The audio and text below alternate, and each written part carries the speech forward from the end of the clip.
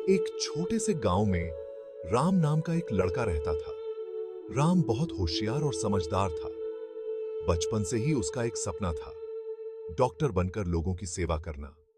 वो अक्सर बीमार लोगों को देखकर दुखी हो जाता था और उनके दर्द को कम करना चाहता था। राम के गांव में गरीबी और बीमारी बहुत ज्यादा थी। लोग अशिक्षित थे और बीमारियों के बारे में जानते नहीं थे। राम ने सोच लिया था कि वो बड़ा होकर अपने गांव वालों की सेवा करेगा और उन्हें स्वस्थ जीवन देगा। राम का परिवार बहुत गरीब था। उसके पिताजी खेतों में काम करते थे और मां घर संभालती थी।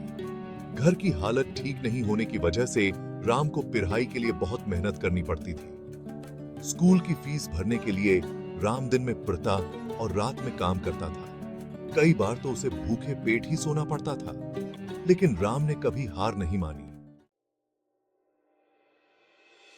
गांव के कुछ लोग राम का मजाक उड़ाते थे।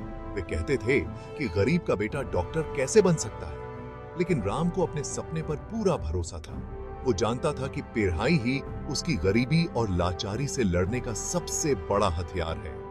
राम बहुत मेहनत करता रहा। वो स्कूल में सबसे ज्यादा नंबर लाता था और अपने टीचर्स का सबसे अच्छा स्टूडेंट था।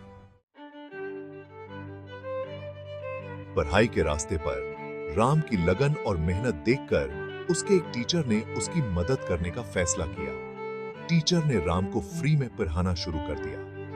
राम ने भी अपने टीचर को निराश नहीं किया। उसने बहुत मेहनत की और अच्छे नंबरों से पास हो गया। आगे की पढ़ाई के लिए राम को शहर जाना पड़ा। शहर में भी उसने अपनी पढ़ाई जारी रखने के लिए पार्ट टाइम जॉब की। आखिरकार राम की मेहनत रंग लाई। उसने डॉक्टरी की पढ़ाई पूरी की और एक कामयाब डॉक्टर बन गया। डॉक्टर बनने के बाद राम वापस अपने गांव आ गया। उसने अपने गांव में एक छोटा सा क्लिनिक खोला। राम बहुत कम पैसे में मरीजों का इलाज करने लगा। गरीबों का तो वो फ्री में इलाज करता था।